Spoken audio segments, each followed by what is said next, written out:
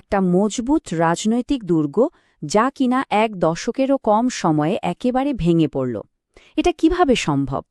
আজকের এই বিশ্লেষণে আমরা ঠিক এই রহস্যটাই ভেদ করার চেষ্টা করব। আর আমাদের আলোচনার কেন্দ্রে থাকবে ত্রিপুরার কারবুক কেন্দ্র। তো চলুন দেখে নেওয়া যাক আমরা কিভাবে এগোব। প্রথমে আমরা কারবুকের বাস্তব পরিস্থিতি বুঝব, তারপর ভোটের হিসেব দেখব, ভোটারের মন বোঝার চেষ্টা করব, সিস্টেমের চাপ বিশ্লেষণ করব এবং সব শেষে ঘুরে দাঁড়ানোর একটা রূপরেখা তৈরি করব। চলুন শুরু করা যাক একেবারে গোড়া থেকে। আগে জায়গাটা চিনি, সেখানকার পরিস্থিতিটা বুঝি। গোমতী জেলার কারবুক। ত্রিপুরার রাজনৈতিক মানচিত্রে কারবুকের একটা বিশেষ গুরুত্ব আছে। কেন? কারণ এটা একটা তফসিলি উপজাতি বা শিডিউলড ট্রাইবসের জন্য সংরক্ষিত আসন। তার মানে এখানকার রাজনৈতিক সমীকরণ অনেকটাই আলাদা। আর এই একটা কেন্দ্রে ভোটার সংখ্যা দেখুন, 40,000-এরও বেশি 2023 সালের হিসেবেটা। মানে গণতন্ত্রের অনুশীলনের পরিসরটা বেশ বড়। আর এই সংখ্যাটা, এটা কিন্তু সত্যিই অবাক করার মতো। 91%-এরও বেশি ভোট পড়েছে। এর থেকে কি বোঝা যায়? এখানকার মানুষ রাজনীতি নিয়ে ভীষণ সচেতন, খুব সক্রিয়। এখানে প্রত্যেকটা ভোট গুরুত্বপূর্ণ, প্রত্যেকটা ভোটের দাম আছে। আচ্ছা, এবার আসা যাক আসল রহস্যে। সংখ্যার দিকে তাকানো যাক, কারণ সংখ্যা অনেক সত্যি কথা বলে দেয়। আমরা দেখব কিভাবে একটা রাজনৈতিক ভূমিকম্পের সংকেত এই সংখ্যাগুলোর মধ্যেই লুকিয়েছিল। এই টাইমলাইনটা একবার দেখুন। ছবিটা কিন্তু একেবারে পরিষ্কার। 10 বছরের মধ্যে সিপিআইএমের ভোটের ভাগ কিভাবে কমেছে ভাবা যায়। 2013 সালে যেখানে ছিল 53%-রও বেশি, সেখান থেকে সোজা নেমে 2023-এ এসে দাঁড়ালো মাত্র 18%। এটা শুধু পতন নয়, এক কথায় ধস।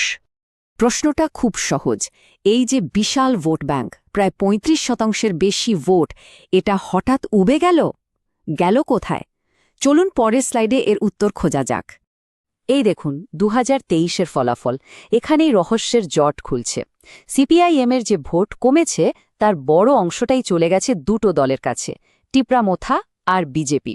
টিপ্রামোথা একাই প্রায় 45% ভোট পেয়েছে। তো কি হয়েছে তা তো আমরা দেখলাম, কিন্তু এখন প্রশ্ন হলো কেন হয়েছে? চলুন এবার কারণগুলো খোঁজার চেষ্টা করি, ভোটারের মনের কথাটা বোঝার চেষ্টা করি। এই যে সংখ্যার খেলা, এর পেছনে কিন্তু রয়েছে মানুষের রায়। আমাদের সংবিধানে প্রত্যেক নাগরিককে মর্যাদা এবং জ্ঞানের সঙ্গে নিজের মত প্রকাশের অধিকার দেওয়া হয়েছে, আর এই ভোটের ফলাফল তারই প্রতিফলন। এই টেবিলটা দেখলে বুঝবেন ব্যাপারটা হঠাৎ করে ঘটেনি। এটা একটা দীর্ঘমেয়াদী পরিবর্তনের ফল। দেখুন 2018 সালেই কিন্তু বিজেপি 48%-এর বেশি ভোট পেয়ে গেছিল। একটা বড়সড় ধাক্কা তখনই লেগেছিল। বিরোধী শক্তির মুখটা ধীরে ধীরে বদলে যাচ্ছিল। তাহলে পুরো বিষয়টাকে আমরা 4টে মূল কারণে ভাগ করতে পারি। 1. নতুন এবং শক্তিশালী প্রতিপক্ষের উত্থান। 2. বিপুল পরিমাণে ভোট পড়ার ফলে প্রতিষ্ঠান বিরোধী হাওয়া। 3. 25 বছরের শাসনের পর মানুষের মধ্যে একটা পরিবর্তনের আকাঙ্ক্ষা। আর 4, যেটা সবচেয়ে গুরুত্বপূর্ণ, উপজাতীয় ভোটারদের মধ্যে পরিচয়ের রাজনীতির বিস্তার। এবার চলুন সিপিআইএমের দিকে আর একটু কাছ থেকে তাকাই। একটা SWOT অ্যানালিসিস করা যাক, মানে তাদের শক্তি, দুর্বলতা, সুযোগ এবং ঝুঁকিগুলো কি সেটা একটু তলিয়ে দেখা যাক। একদিকে তাদের শক্তি হল পুরনো দিনের সামাজিক কাজ, যেমন ভূমি সংস্কার, পেনশন আর তাদের মজবুত ক্যাডার নেটওয়ার্ক।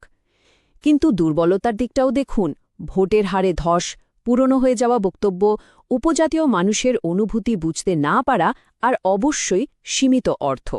সুযোগ কি আছে? বর্তমান সরকারের কাজ, বিশেষ করে চাকরি আর মূল্যবৃদ্ধি নিয়ে প্রশ্ন তোলা যেতে পারে, নতুন প্রজন্মের ভোটারদের সংগঠিত করা যেতে পারে, কিন্তু ঝুঁকিও কম নয়। টিপ্রামোথার আবেদন আর বিজেপির বিপুল সম্পদ একটা বড় চ্যালেঞ্জ। তার ওপর আছে জাতীয় স্তরের রাজনীতি। তো সমস্যাটা তো বোঝা গেল। সমাধান কি? এবার আমরা রোগ নির্ণয় ছেড়ে সমাধানের দিকে এগোব। এখানে একটা কার্যকরী 4 দফা কৌশলের কথা বলা হচ্ছে, যা হারানো বিশ্বাস এবং জমিন ফিরে পেতে সাহায্য করতে পারে। এই কৌশলটার নাম দেওয়া যেতে পারে চতুর্মুখ মতবাদ। এর 4টে দিক আছে। নির্বাচনী দিকে উপজাতিদের মূল সমস্যা, যেমন জমির অধিকার বা পেনশনের উপর জোর দিতে হবে। সাংগঠনিক দিকে বুথ কমিটিগুলোকে আবার নতুন করে গড়তে হবে। আখ্যান বা ন্যারেটিভের দিকে সবাইকে নিয়ে চলার কথা বলতে হবে, আর সবশেষে অর্থের অভাব মেটাতে সাধারণ মানুষের থেকে চাঁদা আর সোশ্যাল মিডিয়ার সাহায্য নিতে হবে। আর এই কৌশলটাকে বাস্তবায়িত করার জন্য একটা ৯০ দিনের পরিকল্পনাও রয়েছে। প্রথম ৩০ দিনে কমিটি তৈরি আর সমীক্ষা, পরের ৩০ দিনে ইশতেহার প্রকাশ আর প্রচার শুরু, আর শেষ ৩০ দিনে একেবারে ঝাঁপিয়ে পড়ে মানুষের কাছে পৌঁছানো। একটা একেবারে সময়ে বাঁধা, ধাপে ধাপে এগোনোর পরিকল্পনা। তবে মনে রাখতে হবে, যে কোনো পরিকল্পনার কেন্দ্রে থাকতে হবে মানুষের আসল সমস্যা, যেমন যুবকদের বেকারি, খারাপ রাস্তাঘাট আর জলের সমস্যা, জমি আর পেনশনের দাবি আর মূল্যবৃদ্ধি। এই সমস্যাগুলোর সমাধান না করতে পারলে মানুষের আস্থা ফেরানো কঠিন। সুতরাং পুরো বিশ্লেষণের সারমর্ম এটাই, উপজাতি সম্প্রদায়ের কাছে পৌঁছানোর জন্য নতুন জোট তৈরি করতে হবে এবং পুরনো ভাবমূর্তি বদলে একটা নতুন পরিচয় গড়তে হবে। জনগণের অভিযোগ শোনা এবং তার সমাধান করাটাই আসল কাজ। আর এই তথ্য সংগ্রহ ও ব্যবহারের ক্ষেত্রে ভারতের ডিপিডিপি আইন অনুযায়ী মানুষের ব্যক্তিগত তথ্যের গোপনীয়তা এবং সম্মতির বিষয়টিকে সবসময় সম্মান করতে হবে। তাহলে কারবুকের এই গল্পটা আমাদের গণতন্ত্র নিয়ে কি শেখায়? এটা আমাদের শেখায় যে গণতন্ত্রের শেষ কথা বলে মানুষ। ভোটাররা কিন্তু নীরব দর্শক নয়। যখন তাদের দাবি-দাবা পূরণ হয় না, যখন তাদের কথা শোনা হয় না, তখন তারা পরিবর্তন আনতে এক মুহূর্তও ভাবে না, সে যত বড় রাজনৈতিক দুর্গই হোক না কেন।